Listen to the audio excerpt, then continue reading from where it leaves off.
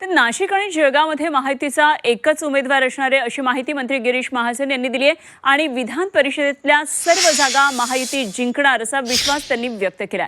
तर माघार घेण्यासाठी अटी शर्थी नाहीत, पक्षासाठी प्रामाणिक प्रयत्न केले असं स्पष्टीकरण शिवसेनेचे मंत्री गुलाबराव पाटील यांनी दिले.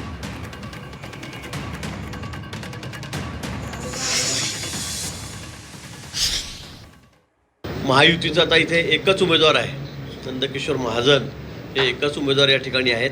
नाशिक आणि जळगाव असं दोन ठिकाणी थोडा टाय झालेला होता, पण नाशिकला परवाच गोकुळ गीते यांनी आपली माघार केली आणि काल रेश्मा काळे यांनी जळगावमध्ये माघार केली. त्यामुळे आता या दोन्ही ठिकाणी चित्त स्पष्ट झालेलं आहे. नाशिकमध्ये दराडे आहेत, ते उमेदवार आहेत आणि इथे आमचे आता नंदकिशोर महाजन हे उमेदवार आहेत. एकतर्फी निवडणूक आहे. जळगावच्या जागेवर आपण जी माघार झालेली शिवसेनेची, यात काही अटी शर्ती राहणार आहे का आपल्या पुढच्या काळात? कसल्या अटी आणि कसल्या शर्ती? बचेगा नर तो बांधेगा घर तर नाहीये. पक्षाची भूमिका आणि पक्षाच्या गोष्टी काही कराव्या लागतात. कोण कोणाचं प्रेशर नसते, पण शेवटी आपल्या पक्षाची बाजू चांगली राहावी हा प्रयत्न नेत्यांनी केला पाहिजे, तो आम्ही केलेला आहे.